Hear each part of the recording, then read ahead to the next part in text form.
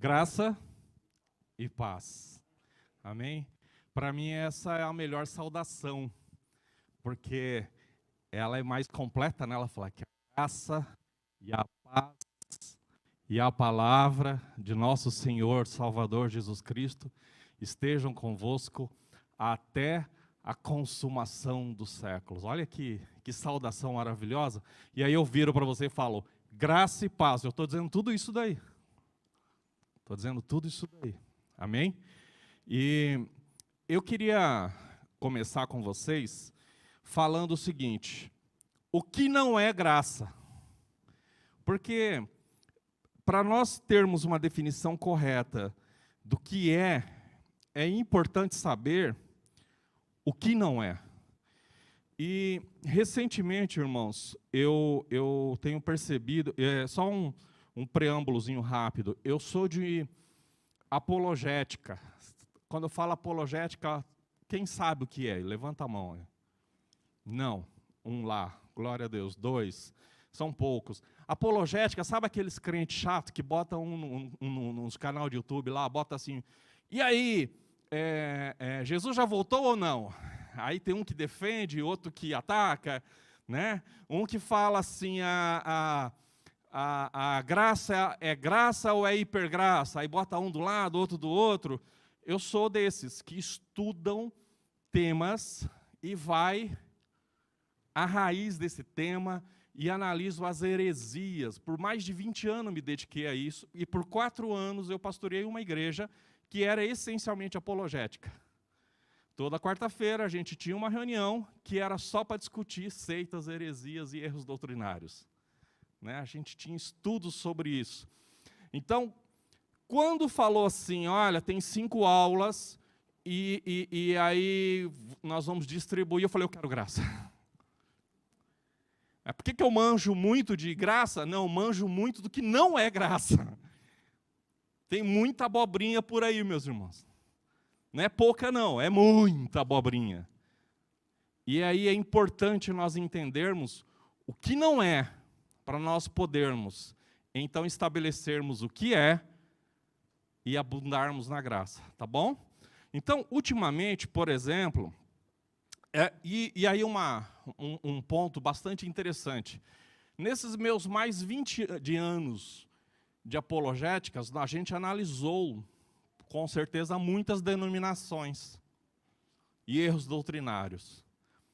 Sabe qual uma igreja que eu nunca encontrei? Igreja Metodista Wesleyana, com erros doutrinários. Nunca, nunca, em uma rodada de estudo. Pode pesquisar nos livros sobre erros doutrinários, heresias no Brasil, você não vai encontrar Igreja Metodista Wesleyana. Você não acha. Por quê?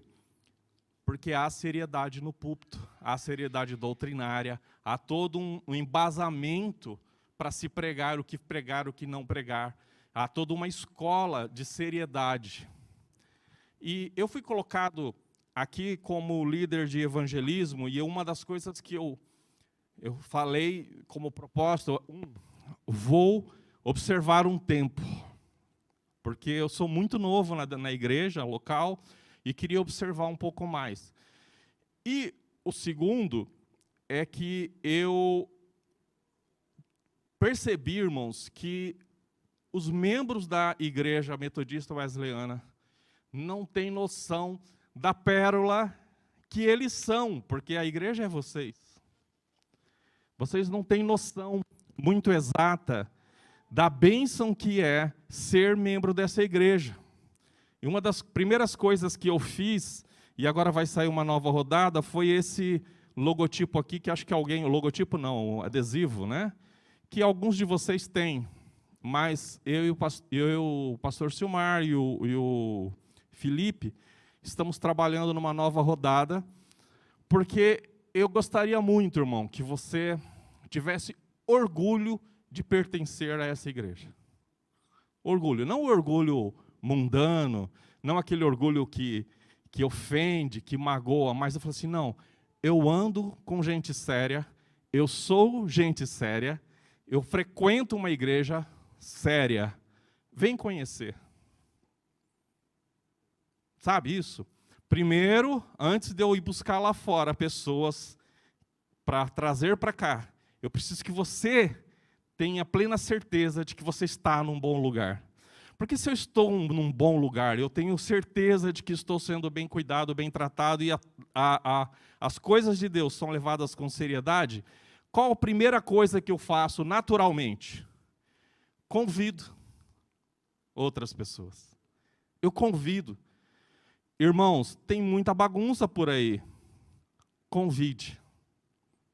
Convide pessoas para verem a sua igreja, para estar aqui. Amém? Então, o que não é graça? Graça não é hipergraça. E o que é hipergraça? É aquela teologia da graça do YouTube, sabe? Aquela teologia da graça que o cara fala assim, olha, ninguém aí tem revelação nenhuma, só nós. Nós é que temos toda a revelação e ninguém mais. Só que aquilo lá, eles pregam um negócio chamado preterismo. Eles não estão pregando graça. Só que eles não têm entendimento do que é o preterismo. E por isso ficam repetindo. Então eu vou explicar para vocês aqui o que é preterismo também. Não posso jogar uma palavra aqui e não auxiliá-los a entendê-la. Preterismo ele é essencialmente uma doutrina que fala o seguinte: Jesus já voltou. Isso é um pilar básico do preterismo. E tudo que foi escrito em Apocalipse ou é simbólico ou já cumpriu. E vocês que estão esperando o retorno de Jesus, coitadinhos, os pastores estão enganando vocês. Isso é o preterismo. Isso também é amilenismo. O que é o amilenismo? O amilenismo diz assim, não, Jesus não vai voltar e vai reinar durante um milênio. Ele já voltou, não vai ter milênio. Então, a teologia e a apologética já estudou, já datou, já documentou e já entendeu o erro doutrinário, mas eles estão lá. Nós sabemos tudo e a igreja não sabe nada. Esse movimento também tem cara de um negócio chamado neognosticismo. O que é o gnosticismo? Conhecimento, né? Nova era, lembra? Nos anos 80 a gente falava, olha, cuidado com a nova era. É a nova era dentro da igreja. E o neognosticismo, ele fala, tadinho, você precisa vir para o lado de cá para você ter o conhecimento. Você precisa andar com a gente para você ter o conhecimento. Lá na sua igreja, lá os pastores, os teólogos, vem para cá. Aqui que está, isso é o neognosticismo. Olha os perigos. Eles afirmam que tem dois deuses. Um do Velho Testamento e outro do Novo. Por quê? Porque eles têm uma série de doutrinas que elas, para poder se firmar, precisam desconstruir o Deus do Velho Testamento. Eles afirmam que Jesus é uma invenção da religião. Só existe o Cristo. O Jesus, o Galileu, é uma invenção. E eles leem a Bíblia, leem e ficam tentando provar isso para você. Que Cristo já veio no ano 70, já falei disso. Que Ananias e Safira não foram mortos por Deus, foram mortos pela religião. É como se eles afirmassem, lendo o texto, que Pedro falou assim, olha, por causa do vosso pecado, por causa do vosso erro, acontecerá algo com você, que é a morte. Mas quem deu clique para a morte foi a religião, foi Pedro, não foi Deus. Como se Pedro tivesse algum poder em si mesmo. E não foi ali o Espírito Santo, não foi Deus agindo sobre aquela situação. Eles afirmam que quando Paulo orienta para retirar aquele rapaz que estava tendo uma má conduta sexual dentro da igreja. Lembra? Um rapaz que estava dormindo com a madrasta, que Paulo mandou afastar da igreja. Ali foi a religião, não foi o Espírito Santo, não foi Deus, porque a hipergraça não bate com isso daí. Eles não entendem o que é religião. Religião, irmãos, é simples assim, quer ver? Ó? Quem crê em Deus, levanta a mão. Se você crê em Deus, você está praticando um ato chamado religare. O que é o religare? É a reconexão do homem com Deus. Religião vem do religare. Você crê em Deus, você está praticando religião. Aí eles falam assim, a religião... Não, a religião inclui eles mesmos. Porque se eles falam que creem em Deus e que creem no Cristo, logo eles estão praticando religião. Eles criticam a igreja organizada, mas organizam igrejas. Tem até um episódio, tem um famoso, que eu não vou citar nomes, mas ele tem quase 500 mil assinantes no YouTube, e ele responde a perguntas e questionamentos. E ele é de um grupo que é contra a igreja constituída.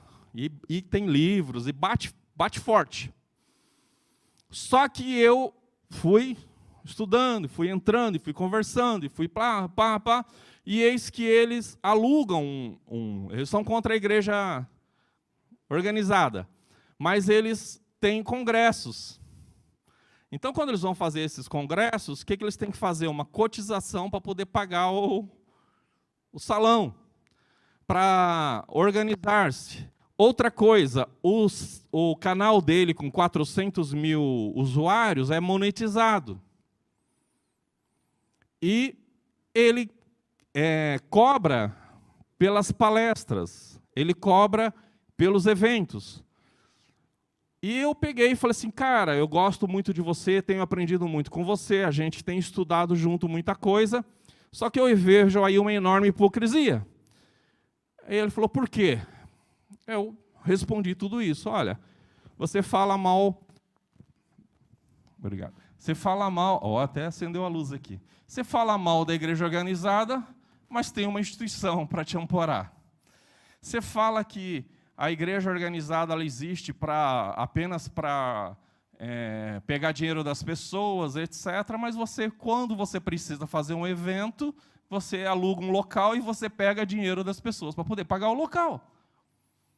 Você fala que é um erro, eventualmente, alguém ganhar algum dinheiro porque foi fazer uma pregação, porque foi fazer... Mas você cobra por congresso. E o seu canal é monetizado, amigão. Então, tem incongruências. E aí ele... Ok. No dia seguinte, ele bloqueou todos os comentários nos canais dele, né? E deu uma sumida, ele deu um lapso aí de quase um ano. Aí, recentemente, ele voltou, mas ele voltou numa linguagem muito mais teocêntrica, muito mais bíblica. Tá? Então, são incongruências. Falam mal de quem estuda teologia. Quem estuda teologia, para quem é da hipergraça, é um coitado, alguém que errou. Israel foi substituído pela igreja, isso é importante para a hipergraça. E Israel não foi substituído pela igreja. Israel cumpre o seu papel como nação didática de Deus. É muito importante estudar como Deus agiu com Israel e reagiu aos erros de Israel para entender como, na graça, Deus age e reage com o crente. Mas eles fazem uma substituição. E quando eles fazem a substituição, então nada do período de Israel é ou deve ser estudado. Apenas aquilo que é da época da graça. E a época da graça ela é inaugurada quando? Na cruz. Então, tudo pós-cruz, eu estudo. Tudo antes da cruz, eu nem leio. Isso é religião. Isso é religião. E, por isso, o outro ponto para mim, só pode ser lido parte da Bíblia. E eles falam que a Bíblia teve muita Manipulação. Esse é um ponto. Eu fiz um seminário com o pastor Antônio Gilberto. Antônio Gilberto, talvez muitos aqui não conheçam, mas ele é um dos maiores teólogos do Brasil. Ele é assembleano. Se estiver vivo, deve estar com seus 93, 95 anos. E ele é fluentíssimo em grego, e fluentíssimo em hebraico, e é fluente em aramaico. O cara manja. E quando foram fazer a NVI, que é a nova versão internacional, por isso que eu tenho até um certo apreço, um gosto, porque ele foi instrutor nosso, eles reuniram 207, 205 linguistas do mundo para analisar todos os manuscritos que eles tinham disponível, era mais de 800, nas linguagens originais. E os autores da NVI falaram o seguinte: a gente não quer manipulação linguística, a gente não quer manipulação teológica, então nós vamos pegar gente de todos os naipes. Então, na formação da equipe tinha rabinos, padres, evangélicos, ateus. Prestem bem nisso. Ateus. E foram fazer a tradução da NVI. Sabe o que eles descobriram? Que não houve manipulação nenhuma dos textos. Descobriram um monte de outras coisas maravilhosas, mas a primeira, e a mais importante, não houve manipulação nenhuma dos textos. Essas coisas que Jesus é uma invenção do romanismo, né? Que isso é um factoide, toda essa lorota cai por terra nessa hora. Amém? E aí, bom, já falei disso, mas eu vou reforçar. Esses grupos da Hipergraça dizem o seguinte: só nós temos a revelação. Só nós temos a revelação. Ou você anda com a gente, ou você está no erro. Alguém, quando eu falo isso, já pensou aí no nome de umas 3 ou 4 seitas? Que se você não for de lá, você não vai para o céu? É nesse caminho que estão indo. Pode falar, meu irmão. Pode. Pode e deve. É o seguinte, pastor Natan, na realidade é assim, essas igrejas, né, com qual o pastor está falando, que promove essas heresias, elas são fruto de uma cegueira espiritual, pessoas que realmente não conhecem a palavra de Deus, né? Então, aí eu pergunto para o pastor, né? Pastor, à luz da palavra, por que na existência dessas igrejas, que nós sabemos que é fruto de obras satânicas, né? Nós não nos preocupamos mais em conhecer a palavra de Deus? Amém. Amém. Meu povo sofre porque lhes falta conhecimento. E essa geração, irmãos, coloco de 25 anos para baixo, conhece tudo, mas não conhece nada, né? Eu vi um pastor dar um exemplo que eu falei, caramba, eu nunca vi uma alegoria tão boa. Ele falou assim: as teorias de hoje e o conhecimento de hoje são profundos igual uma porta. Aí eu fiquei, porta? Ele falou assim, sim, você mal entrou nela, você já saiu. É profundo igual uma porta, 10 centímetros, 12 centímetros, quando muito, 30 centímetros. Ou seja, há muita superficialidade. Pessoas sabem de tudo, conhecem de tudo, ninguém sabe nada, mas no fundo, quando você vai cavar, essas pessoas não sabem nada. Em relação às denominações, eu sempre tive esse questionamento. Eu trabalhei em apologética, lutando e embatendo. Hoje em dia, ainda, eu participo de vários grupos evangélicos do Facebook, só para dizer assim, mostra para mim onde está na Bíblia isso que você acabou de falar, que eu creio. E aí entra naqueles embates que minha esposa falou, só você para ter. Mas eu tenho energia, irmão. Eu fico 15 dias, um mês, um ano discutindo com o cabra, para mostrar para ele o erro. Fico mesmo. Porque ele está no engano. E aí, Por que que Deus permite, sendo Ele o Senhor da igreja, haverem as heresias? Para que apareçam os fiéis. Está na Bíblia.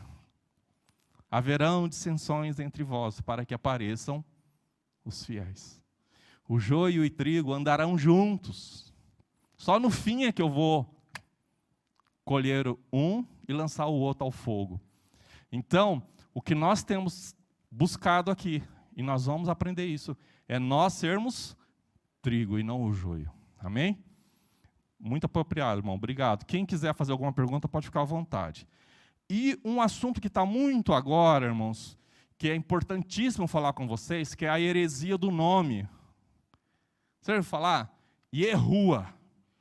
Não é Yeshua, não é Jesus, não é Jesus. O nome certo é Yehua. O outro grupo vem falar, não, é Yeshua. O outro fala, não, é Yehoshua.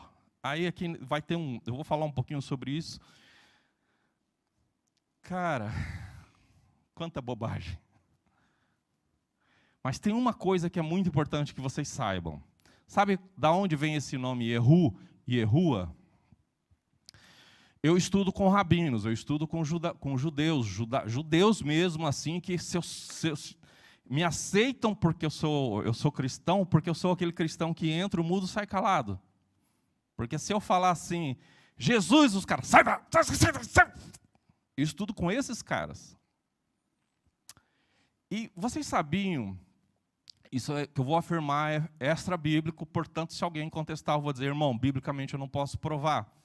Mas vocês sabiam que, segundo a cultura judaica, 60% dos hebreus não saíram do Egito?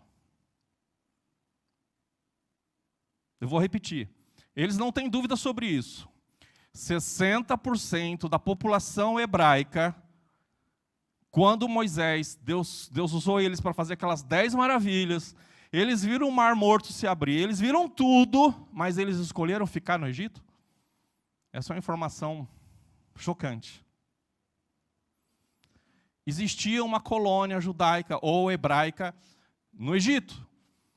Quando há a diáspora babilônica, tem um povo que fica em Jerusalém. E esse povo ele quer fugir para onde? Para o Egito. E o que Jeremias fala? Não vá, não vá, não vá, vá. Aceitem o cativeiro da Babilônia, porque ele é uma ordenação de Deus, ele é um plano de Deus. Não vá para o Egito, não vá para o Egito. E ele faz um monte de condenações para quê? Daquilo que estava lá no Egito. Mas quem estava lá no Egito que ele estava condenando? Hebreus.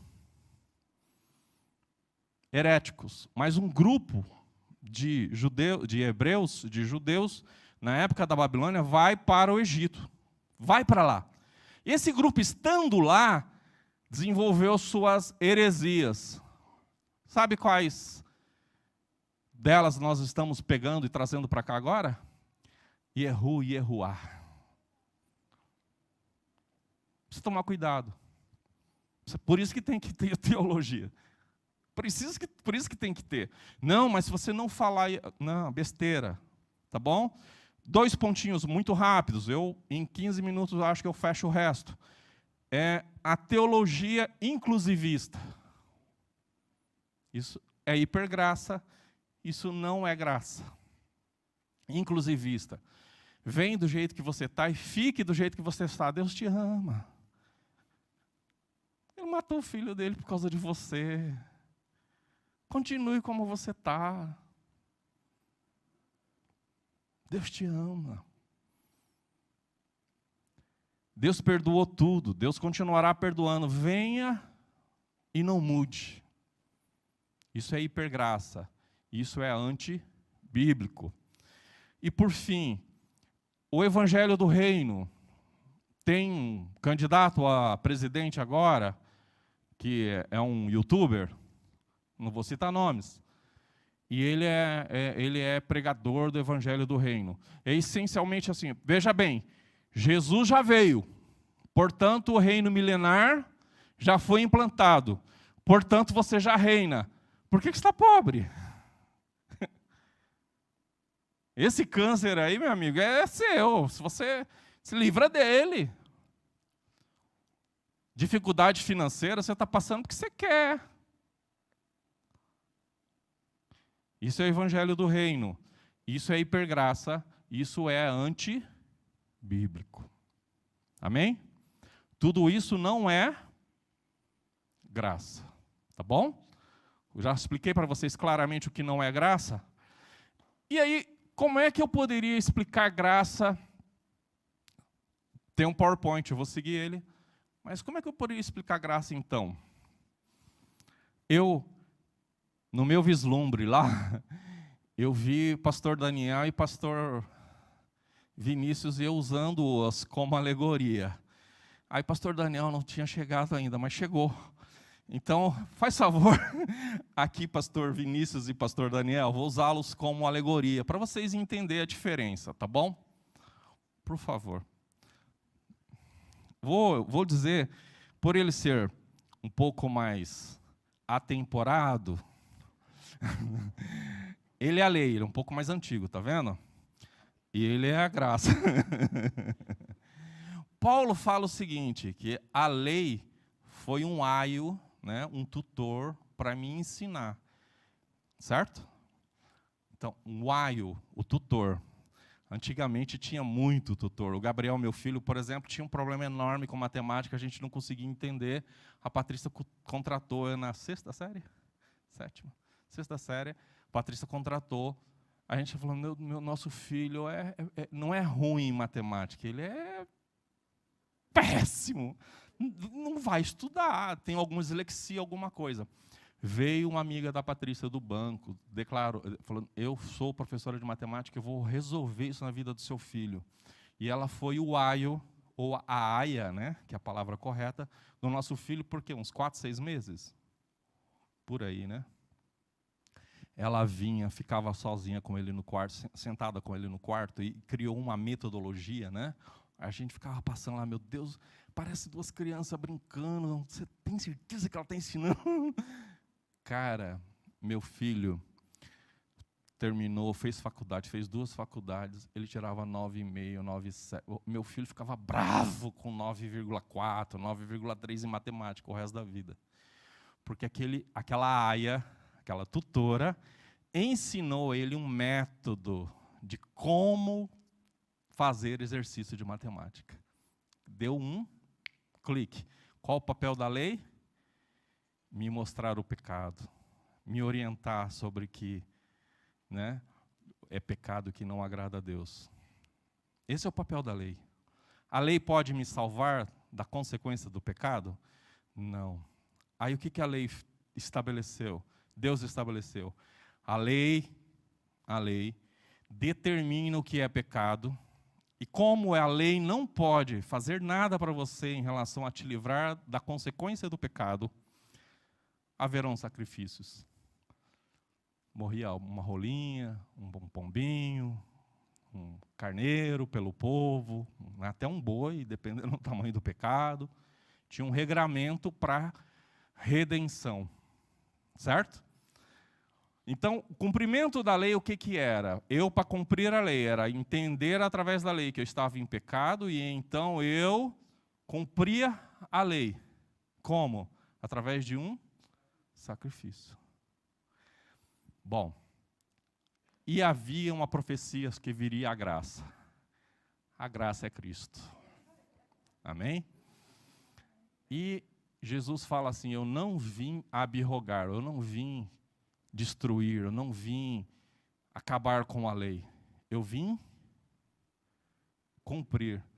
Aí, o cara que não entende teologia, ele fala assim, tá vendo? Jesus veio cumprir a lei. Nós temos que guardar o sábado. Não. O cumprir a lei era o quê? O sacrifício pelos pecados. O cumprimento da lei era... então o que Jesus faz? Ele cumpre a lei na cruz. Como? Pagando os pecados. Simples, né? Ele mostra o que é o pecado. E o pecado precisa ser redimido por um sacrifício. Ele oferece o sacrifício definitivo. Só que ó, tem uma outra coisa. Para quem era a lei? Só para Israel. E para quem fosse para Israel e se tornasse um prosélito. O que é um prosélito? Um judeu novo, um crente novo, é um prosélito. A graça fala o quê? É para todos. Amém? Enquanto governou a lei, estão o que Deus se agrada, o que Deus se desagrada, o que pode, o que é pecado, o que não é pecado, o que é aceitável, o que não é aceitável, beleza? Por isso que Israel é a nação didática. Você quer saber como Deus age e o que Ele se importa? Você tem que ler a lei. Amém? Aí veio a graça e morreu por todos os pecados. Mas Jesus, Ele baixou a régua ou Ele esticou a régua? Eu acho que Ele esticou. Aqui fala assim, se você adulterar, eu não me lembro agora do adultério, mas vamos dizer, mate um carneiro. Aqui ele fala, se você olhar e cobiçar, já adulterou e já é digno de morte.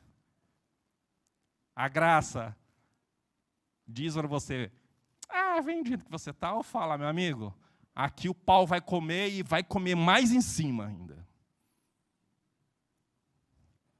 Não tem nada a ver com hipergraça, amém? Mas houve o cumprimento.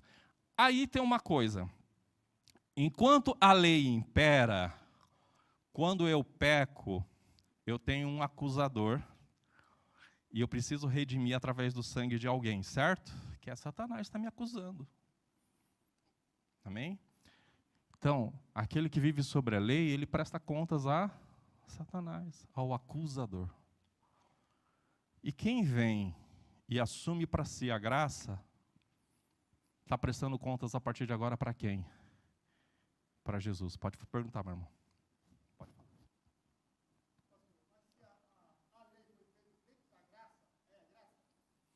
A lei, ela foi feito, a graça é o cumprimento da lei. Então, não existe lei dentro da graça, existe regramentos dentro da graça, que é diferente de lei. Tá? Regramentos dentro da graça. Por exemplo, um regramento dentro da graça sobre a questão de alguém que deseja episcopado. É uma regra. Né? Outro regramento, a ceia, é dentro da graça. São regramentos, mas não são leis. Não é a lei. Quando a gente fala de lei aqui, a gente está falando lá dos 10 mandamentos e das 613 ordenanças. Tá bom? Tá.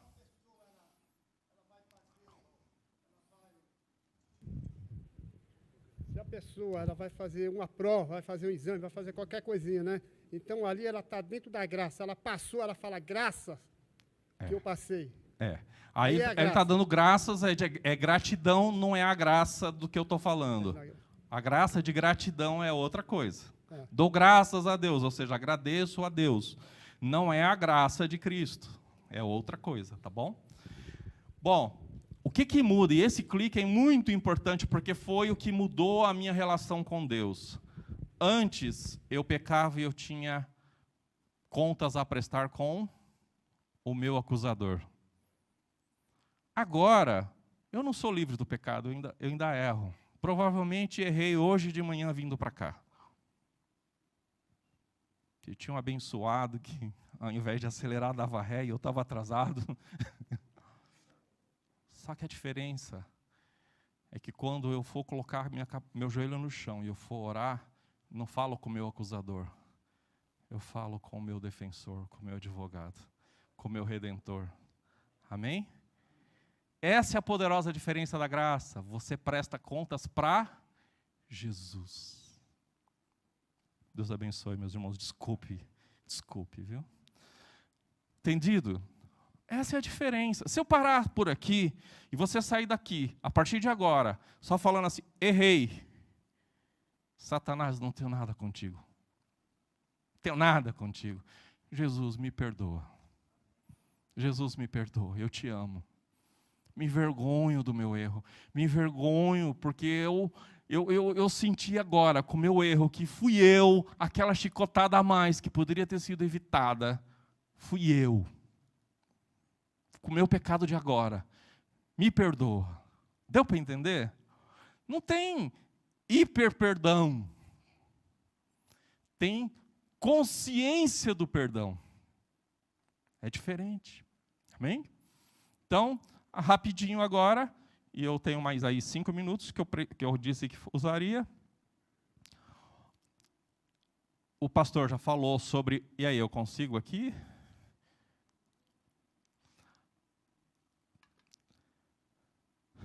O irmão falou assim, foi dada alguma lei sobre a graça? A graça é a nova lei, né? Porque a lei foi dada por intermédio de Moisés, a graça e a verdade vieram por meio de Jesus Cristo. Essa é a nova lei. Porque o que é lei no contexto da relação de Deus com Israel? A lei é um pacto. Quando Deus vai entregar a lei, ele fala assim, eu vos serei por Deus e vós ser-me-eis por nação, por povo. Há um pacto. Então, quando você lê a lei da graça aqui, substitui por o pacto da graça. É um novo pacto. Pacto, é importante isso, que em pacto envolve um oferecendo e o outro aceitando. Isso é um pacto. Assim que se acaba com uma guerra. Amém? E a lei da graça, ou pacto da graça, foi profetizado por Ezequiel. Deus planejava. Eu quero fazer só um... Irmãos, Deus tem um plano. Eu tenho uma alegoria que eu gosto de usar, é muito legal. E você já deve ter visto no YouTube, tem uma peça sinfônica maravilhosa. Aí vem aquela... O violino vai daqui, o bumbo dali, e o saxofone... Aí tá bom. Aí de repente foca num cara, aí ele tá com um prato daqueles de bateria desse tamaninho. Aí vem aquele silêncio, aí faz pim. O cara até faz assim, né? Pim. Todo aquele movimento musical foi feito para que houvesse aquele pim. Por que Israel existiu? E por que foi feita a aliança? Para que houvesse um PIN. Eu vou chamar o PIN aqui, dar um nome para ele, alguma coisa. Olha que interessante. Por que tinha que ter judeus, hebreus no Egito? Porque fazia parte do plano. Por que as 10 tribos foram dispersadas? Porque fazia parte do plano. Por que houve a diáspora babilônica? Porque fazia parte do plano. Porque qual é a característica do povo judeu, ou o povo hebreu de maneira geral? Eles estão dentro das nações, mas eles não se misturam. Então, onde eu vi uma colônia judaica, haveria lá no futuro uma sinagoga. E haveria lá no futuro uma igreja. Só que eles estavam fugidos, etc., mas ainda não haviam estradas. Sabe quem construiu estradas que ligou todo o Oriente? Roma. Agora, os caminhos todos estavam perfeitos. Agora podia haver o pim da graça. Porque se não houvesse perseguição em Jerusalém, não teria sido espalhada a igreja. Entende? A igreja não se espalharia. Mas houve perseguição, houve destruição. E para onde ia um judeu, tinha uma sinagoga. E aonde chegava um judeu cristão, nascia uma igreja. Amém? Então tudo foi feito por Deus. E aí por isso que o pim aqui é a cruz.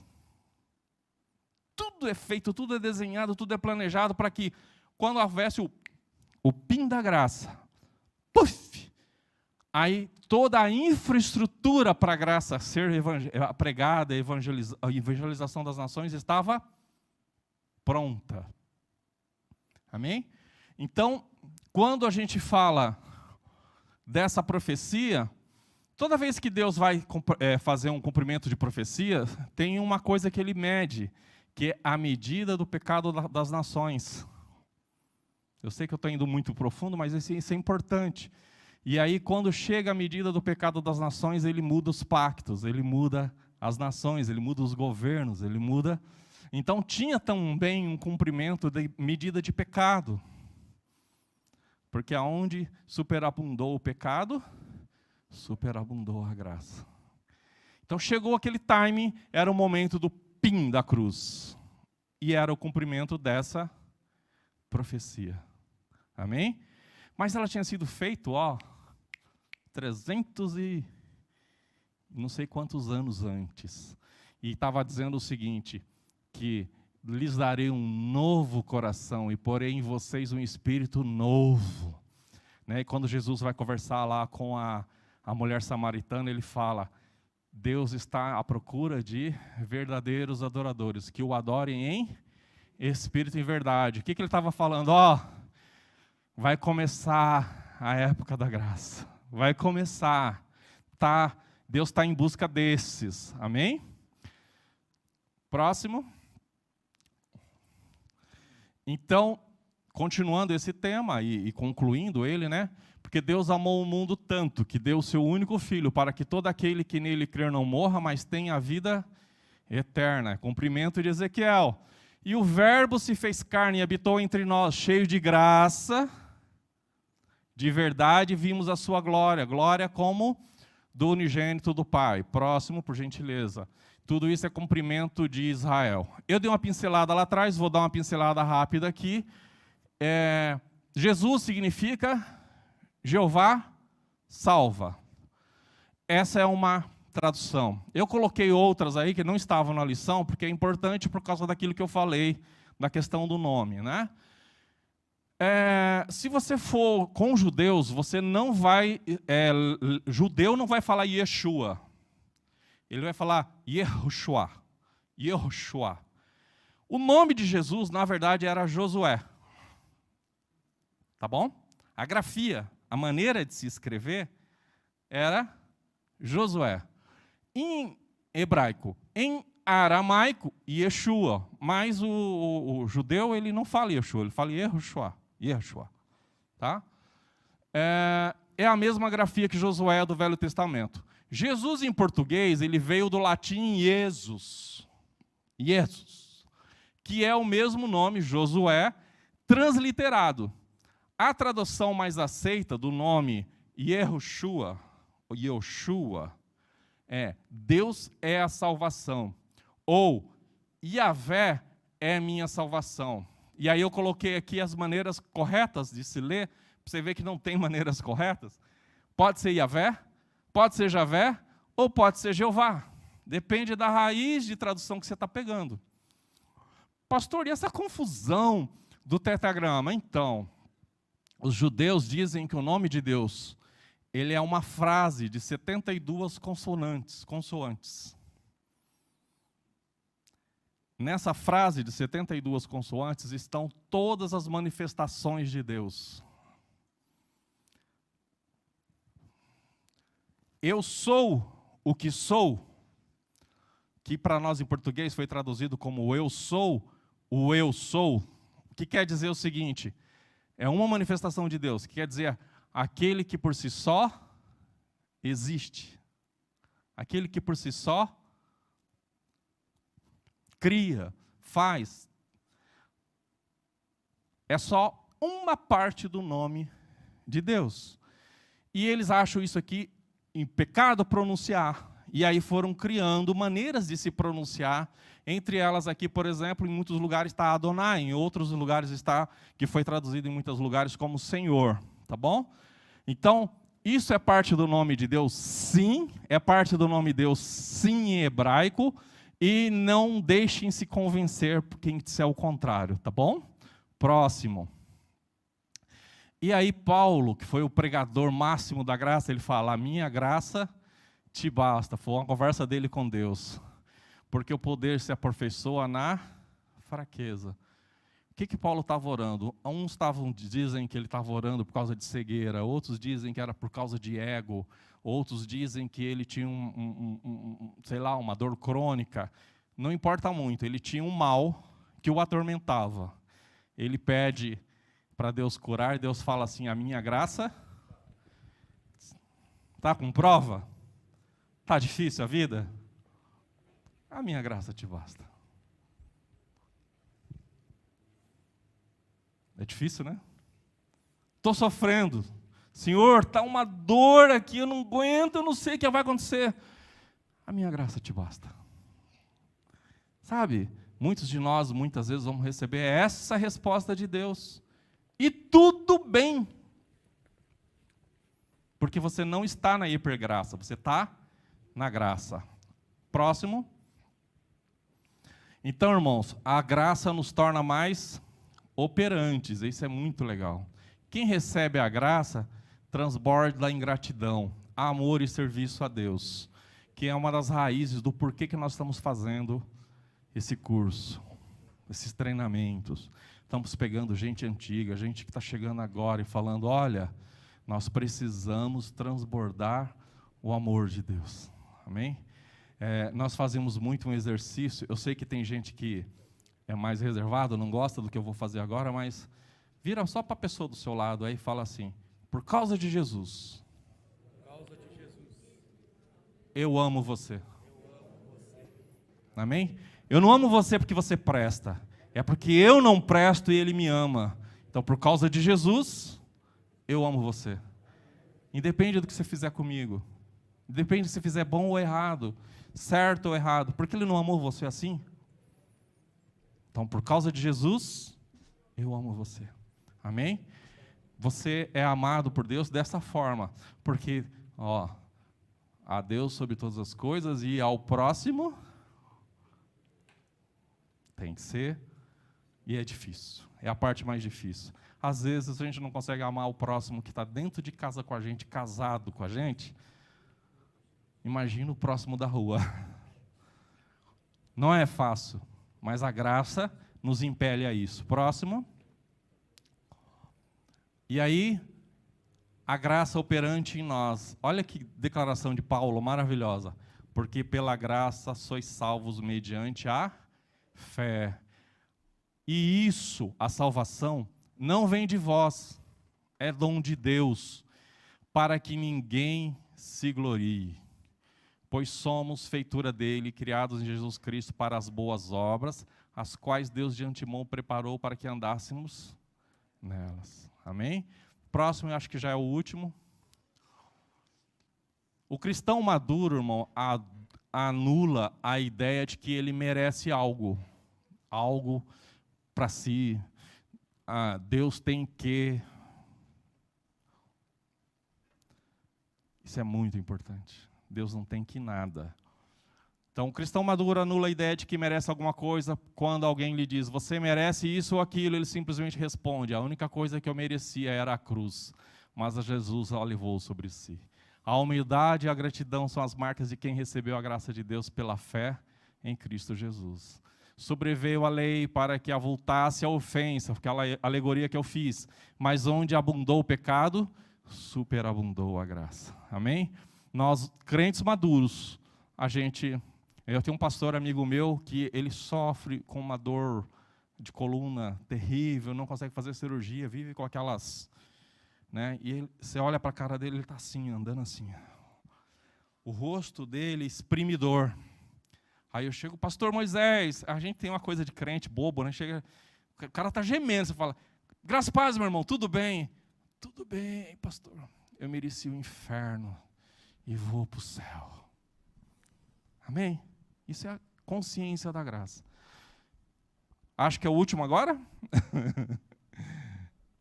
Não, não vai dar, tá bom? Vamos lá para o último lá.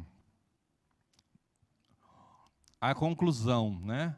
A convivência com Jesus revela amor e favor, né? Ele é o agente da graça de Deus. Perto dele, a gente não tem necessidade de ser nada ou de provar nada. A gente já sabe. Tem um texto de Isaías que eu não me lembro, o pastor Ademar repetia muito, fala, menos que nada sois. Você tem uma dúvida se você é alguma coisa ou não? Deus virou para Israel e falou assim, menos que nada sois. É isso que você é, querido. Israel não é a nação judaica? Quando Israel, a nação didática. Então, como Deus se relaciona com Israel, é como eu aprendo como Deus se relaciona. Então, quando Israel achou que era alguma coisa, Deus virou para eles e falou assim, menos que nada sois. Sabe quem você é? Menos que nada. Você não tem nada para oferecer. Você é um nada. Eu sou um nada. E aí, ainda assim, a graça nos alcançou. Amém? Então, a presença de Cristo nos traz, nos inspira segurança. Porque agora eu não falo mais com o Satanás, com o meu acusador. Eu falo com Cristo, falo com a graça. E me gera suficiência. Essa palavra é tudo. Amém? Eu estourei em 5 minutos, aí me perdoem, irmãos. Oi. Pois não. É assim, o grande mistério é por que eu tenho a graça e meu vizinho não? Não, todos têm. Todos têm. Aí vamos discutir calvinismo e arminianismo, tá bom? Tá bom. Mas assim, eu sou arminianista e a nossa denominação é arminiana, que é a mesma linha doutrinária que John Wesley defendia. A graça, para mim, eu creio dessa maneira, veio para todos. Mas nem todos o receberam. Nem todos creram. Amém? Então a graça é para todos. Todos nós temos direito a ela. Pois não. Como é que é mesmo? Primeiro veio a graça, veio em segundo lugar. A graça são fases de pactos, né? O pacto da lei, ele é anterior ao pacto da graça. Nós vivemos na época do pacto da graça. Você não é judeu. Você só consegue acessar Deus através do pacto da graça. A lei que Deus deu para Moisés, ele tirou aquela lei e colocou a graça. Ele entrou numa segunda fase de cumprimento. Não há ruptura. Por isso que eu trouxe o exemplo aqui, que no meio tinha sempre o cumprimento. Deus não aboliu a lei. Ele cumpriu-a na pessoa de Jesus Cristo no que diz respeito ao aspecto da redenção. Mas o Concílio de Jerusalém, de Atos 5, definiu o que do decálogo nós deveríamos cumprir. Né? O que nós deveríamos cumprir. E lá não está o sábado.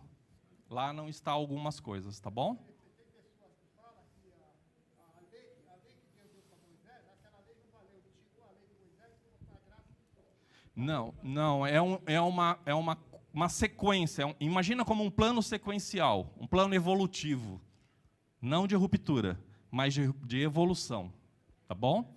Não há ruptura. Amém? Amém. Glória a Deus. Eu fico à disposição de alguém, depois quiser perguntar alguma coisa em particular, eu fico à disposição, irmãos. Amém. Obrigado, pastor. Vamos aplaudir ao Senhor, meus irmãos, pela vida do pastor Natan.